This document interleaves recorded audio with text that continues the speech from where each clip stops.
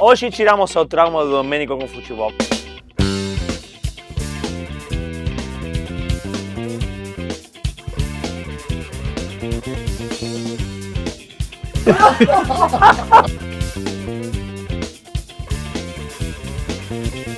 Se joga em casa.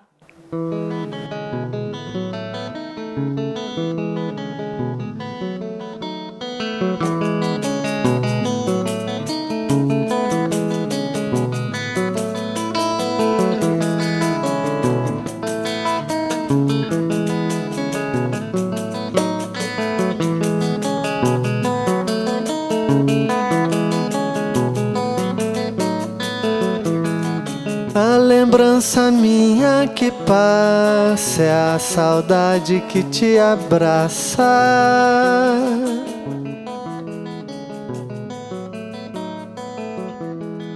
É uma tristezinha que cansa, a saudade que te balança.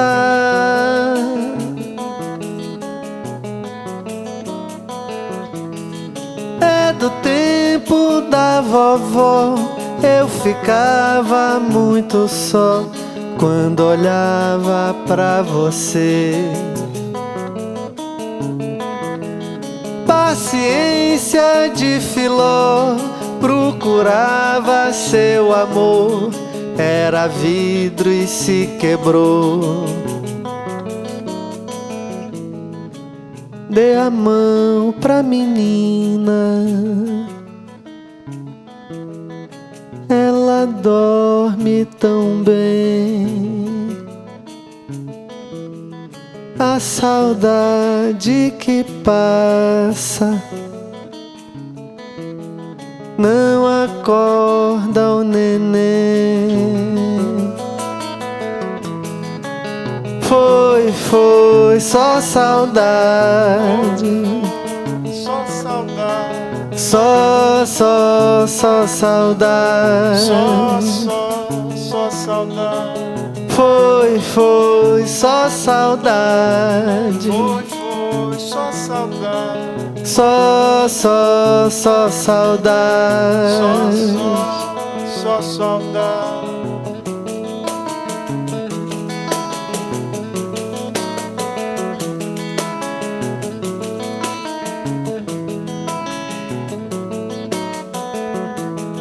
A lembrança minha que passa é a saudade que te abraça. A lembrança minha que passa é a saudade que te abraça. É uma tristezinha que cansa, a saudade que te balança. É uma tristezinha que cansa, a saudade que te balança. É do tempo da vovó, eu ficava muito só quando olhava pra você. Paciência de filó, procurava seu amor, era vidro e se quebrou. Dê a mão pra menina, ela dorme tão bem. A saudade que passa não acorda o neném. Foi só saudade. Foi só saudade. Só saudade. Só saudade. Foi só saudade. Foi só saudade. Só saudade. Só saudade.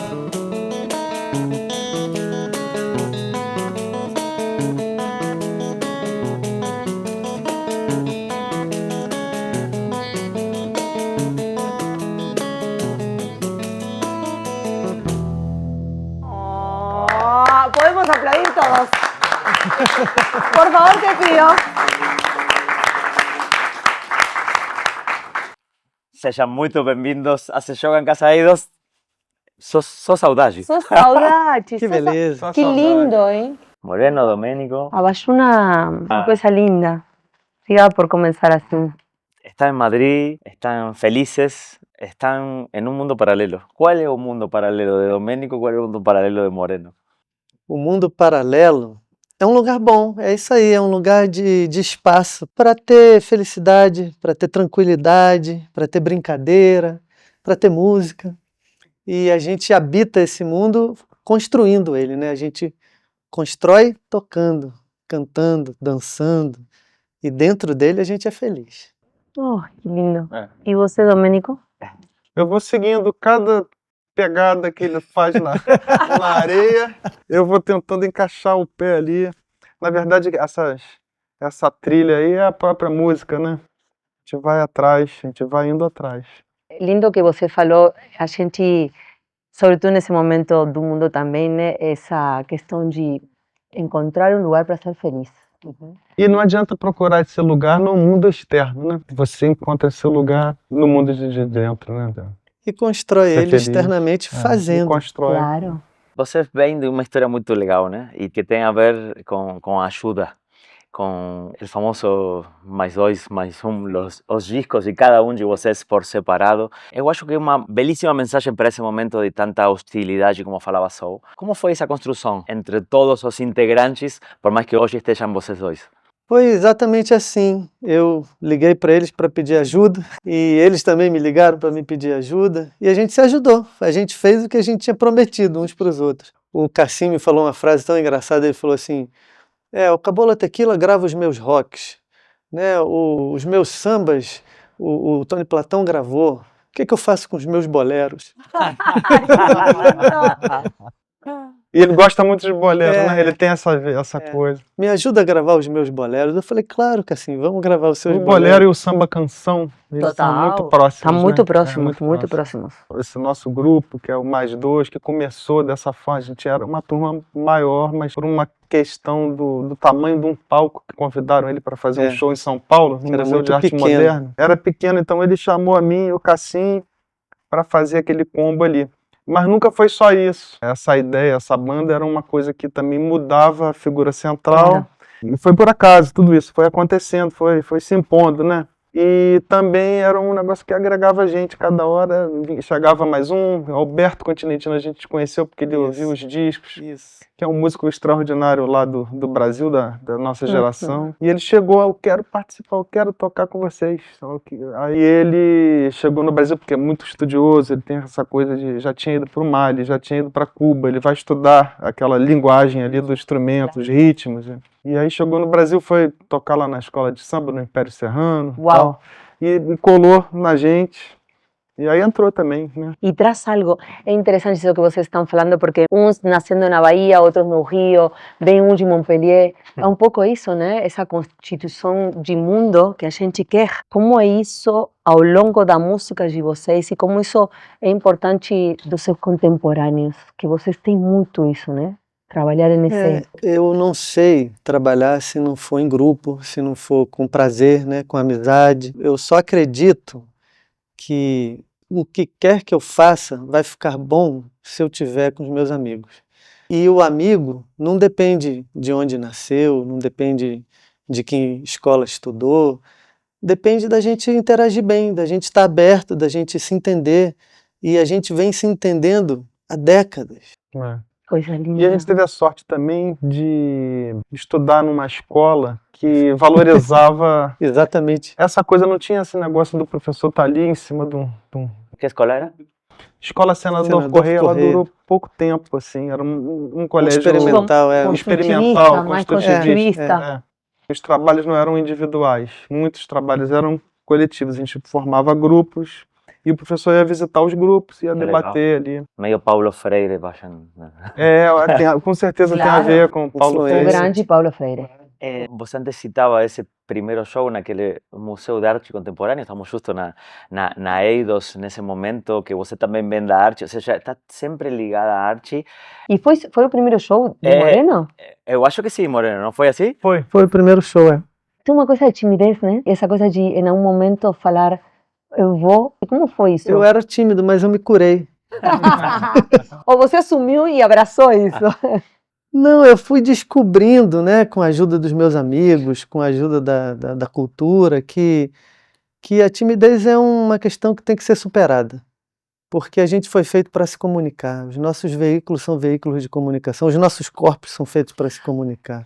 É muito importante entender, como projeto, que o primeiro território é o nosso corpo. E eu gostaria muito que você falasse disso, porque o seu instrumento, se bem vocês utilizam violão, percussão, primeiro é o corpo, né? Como é isso? Sim, a gente tem que se expressar, a gente tem que interagir, e tudo isso é uma forma de comunicação, né? Eu me lembro quando a gente era do colégio, veio um garoto e me bateu. Sérgio, sempre lembra o Sérgio?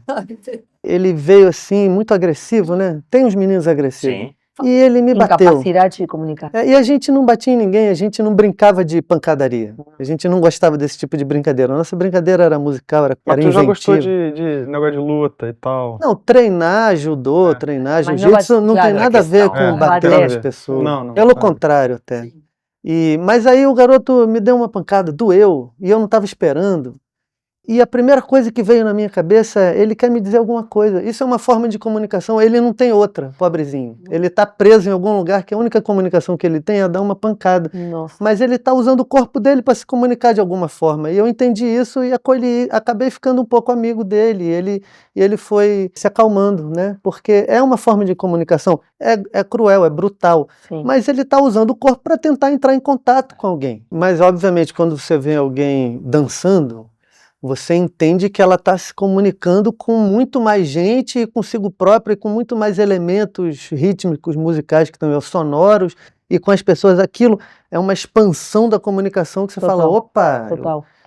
eu quero também entender isso, aprender isso, porque isso é uma comunicação expandida, né? O soco é uma comunicação muito bruta, muito limitada. A dança já é uma comunicação muito mais expandida. Quería entender esa relación de voces, que a veces es só musical, mas esa historia con arte, esa comunicación con diferentes expressões. Para mim é natural, a gente estava até conversando hoje sobre isso mais cedo. Eu nunca tive dúvida do que eu ia fazer. Desde cedo, sei lá, eu parei de estudar, eu tinha assim, uma coisa assim de não conseguir me enquadrar naquela estrutura escolar. Sistema. E de ter que aprender daquela maneira e tal. Acabei sendo expulso da escola e fui parar na escola que eu conheci o Moreno, olha só. E quem me salvou, aí eu virei Mas aquele aluno problema e fui virar um cara que no sábado e domingo queria ir para a escola, sabe? Para organizar coisa, sarau, e era coisa, era uma escola também assim, que era uma pérola, imagina, a gente tocava nesses festivais, nos saraus que a gente fazia para o público, dos pais, e que era o Geraldo Azevedo, o Caetano Veloso, Baby Consuelo, né? Uau. Uma opção de gente mesmo da música. Era o público. Era o público. Nada mal, né? Esse público, né? Um pouquinho exigente, mas E nada tinha uma mal. escola de samba na escola, Isso. sabe? Isso. Como é importante a arte para sarar. É verdade. Outro dia também conversamos com o Gilson, que são parceiros também de vocês, e falamos, se lembram, a partir de tudo que estão falando, alguma música, aquela que queriam tocar e nunca tocaram? Hoje é o dia. Hoje é o Hoje é o dia. dia. E às vezes, sabe essa coisa de, por exemplo, vocês voltaram muito para um lugar que é um lugar muito complexo e muito feliz, que é a adolescência, né? Uhum. Que aí é um lugar onde eu acho que acontece quase tudo. Alguma música que vocês cantavam nesse momento, que não era de vocês, mas que vocês lembrem, isso que te conecta com esse primeiro território, esse primeiro lugar onde você desenvolveu esse amor por uma coisa que você sabia a partir daí que era para sempre. Eu ficava escutando os discos de vinil do meu pai. Tinha um fone assim marrom, que eu sentava ali. No momento que eu ficava de madrugada escutando aquelas coisas.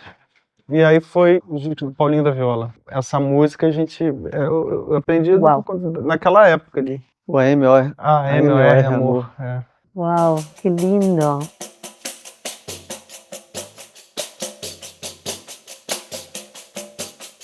AMOR, amor. Aprendi a soletrar. Amei. Chorei sem aprender com ninguém. Quem aprende a amar, aprende a chorar também. Chorei sem aprender com ninguém. Quem aprende a amar, aprende a chorar também. Na escola do teu amor, passei por vários exames. Passei pela prova da dor e da tristeza. Passei pela prova do vexame. Hoje, com o primário concluído, um pouco mais instruído, admissão vou estudar. Em caso de traição, eu saberei desprezar.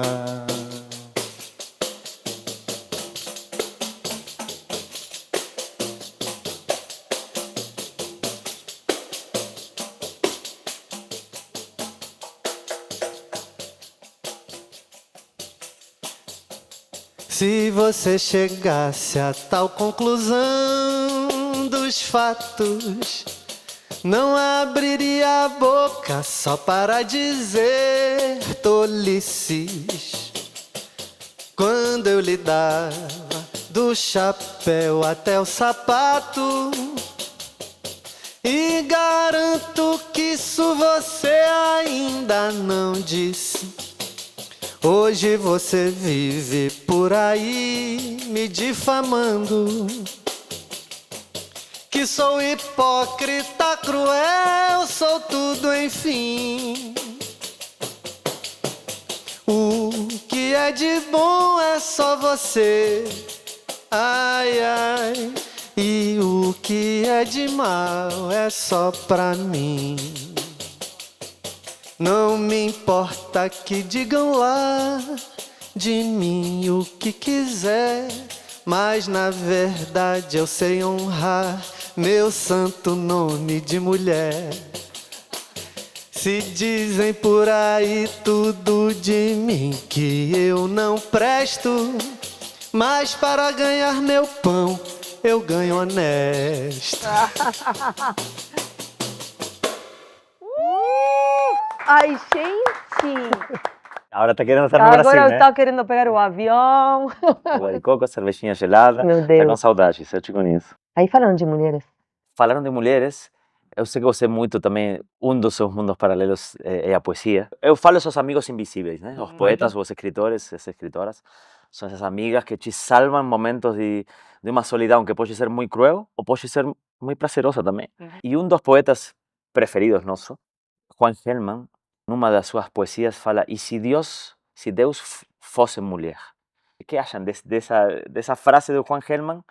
E que acham desse mundo hoje comandado por homens nesse momento, justo em meio de uma guerra como outras absurda? Eu estava até cantando essa música chamada Defesa, né, que é a Clementina de Jesus que gravou, que ela fala que ela sabe honrar o santo nome de mulher, justamente porque temos que trazer, né, com as nossas mãos a força, né, para o colo de quem foi muito explorado, de quem foi muito maltratado.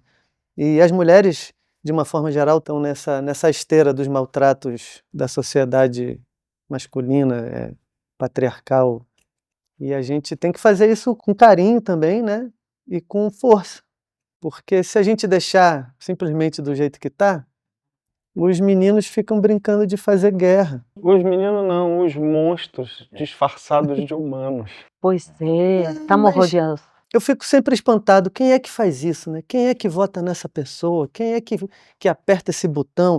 Quem é que dá esse telefonema? Quem manda matar a família inteira de uma pessoa em outro país? Quem é que faz isso? E a resposta é que somos nós fazemos isso. Nós somos essas pessoas. As pessoas são pessoas como a gente. Parece que não, porque eles são monstros e nós somos bonzinhos. Não, todo mundo é gente. E se a gente não tratar dos nossos próprios monstros, eles fazem essas besteiras. E para a gente tratar dos monstros, a gente canta, a gente dança, a gente Exorcista. lê, né? Se a gente não escreve poesia e se você não lê poesia, como é que você vai tratar dos seus monstros? E a gente olha que claramente muita gente não está lendo poesia aí no mundo, né? Total. Uma coisa para fechar da poesia, para os mais novos, que talvez não leram alguns poetas brasileiros ou incluso do mundo que você quiser, quem gostaria de recomendar? Falando, né, na força feminina, a Cecília Meirelles é a primeira recomendação que eu dou. É, Cecília Meirelles. Sim, claro. Ai, que lindo. Se for falar na força feminina, temos também a Clarice Lispector, Claro. que daí dá para escolher qualquer livro, Qualquer qualquer Qualquer frase. parágrafo. Mas eu aconselho, se você tem criança do jeito que eu tenho também, eu tenho sempre, já nos últimos 20 anos, estou sempre com criança. Então, lê os livros infantis dela. Incrível. Tem um livro que ela fala de morte para A criança. mulher que matou os peixes. A mulher que matou os peixes. Esse livro você vai ler para tua filha, para teu filho e tal, de repente você engasga. Mas E tem um outro livro que eu reencontrei, aqueles assim, porque eu me mudei muito, aí perdi livro, não sei o quê, mas aí os livros voltam, né? Claro. E aí é um livro do Carlos Heitor Coni, que chama Quase Memória.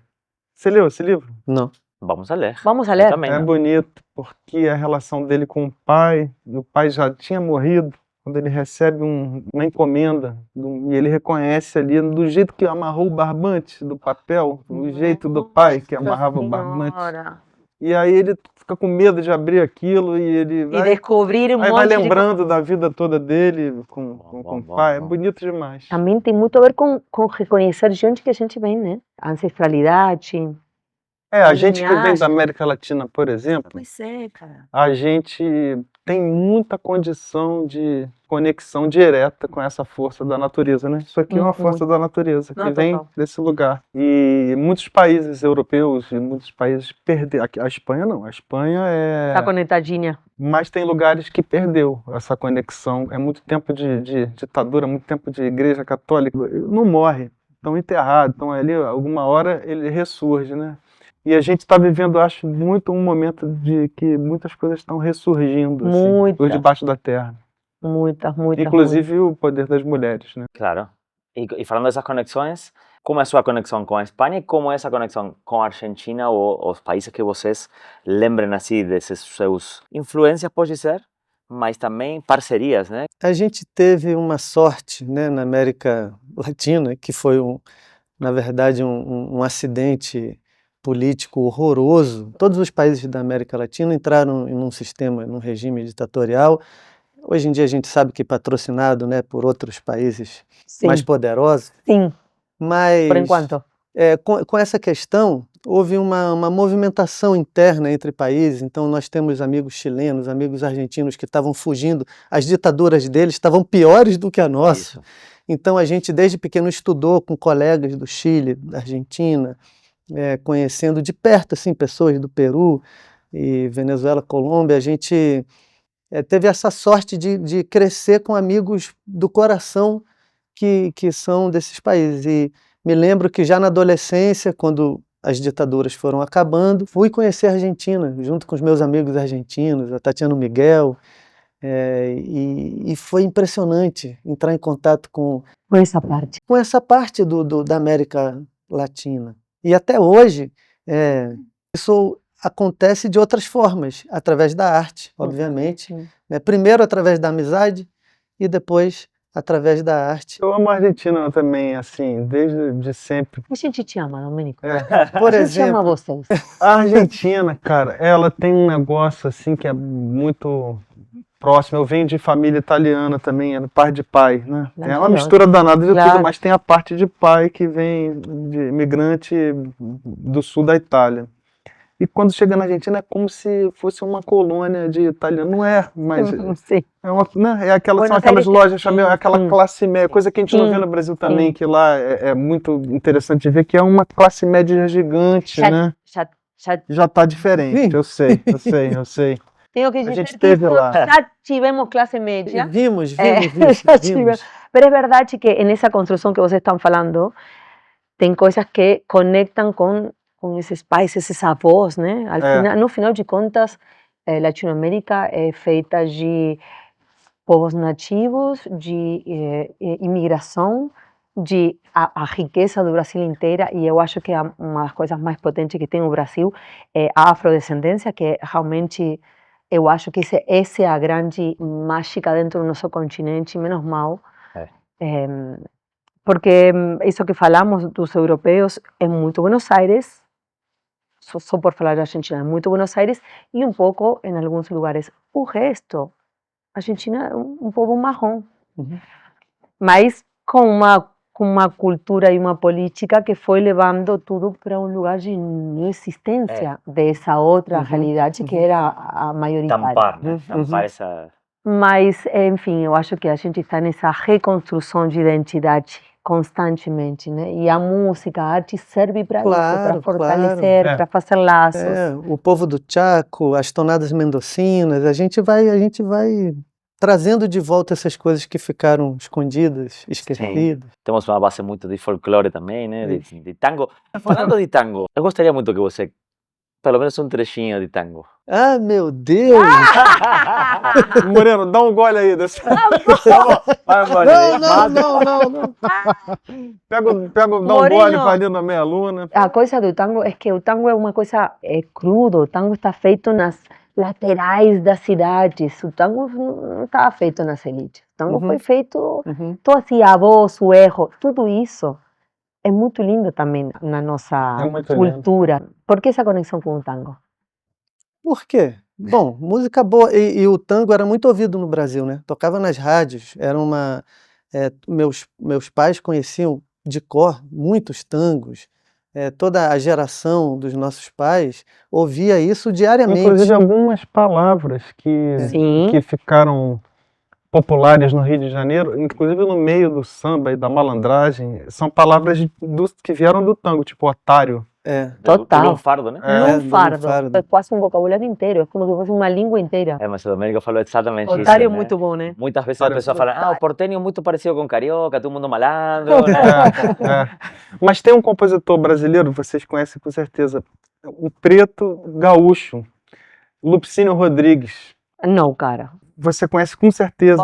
Se acaso você chegasse do meu lado. E milhares de outras músicas, assim, um gênio.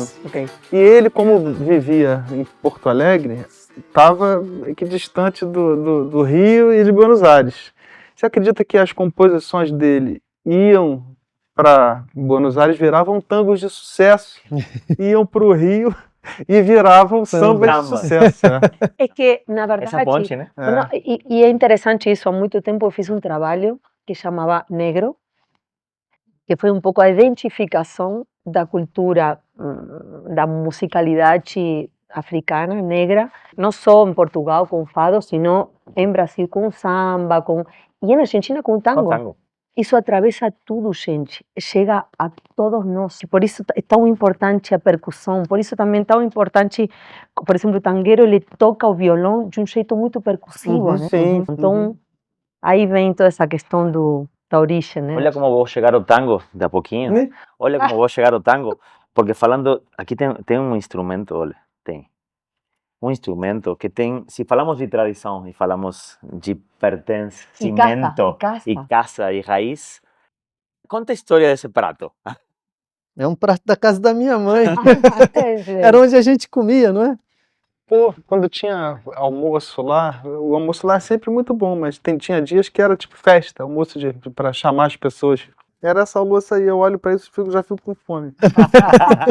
Porque gente, estamos precisando... aquela comida baiana... Porque a comida baiana, a família baiana, né? Os ingredientes que a gente trazia da Bahia, a família sempre tinha aquela comida que no Rio de Janeiro fica... se sobressai, né? Então meus amigos da escola cariocas iam lá para casa e a gente comia e era muito feliz, e eles comiam nesse prato que é o prato da casa da minha mãe. Que comida te lembra mais a casa da sua mãe? Uma ou duas que você fale, fecho os olhos e eu sinto o cheiro, lembra tudo isso. O cozido, claro, o cozido. Aquele feijão também. O feijão, né? O feijão é diário, o feijão é o chimarrão. Aquele feijão. Arroz. Aquele feijão. O feijão, para mim, até hoje, assim, é o elemento da natureza mais importante.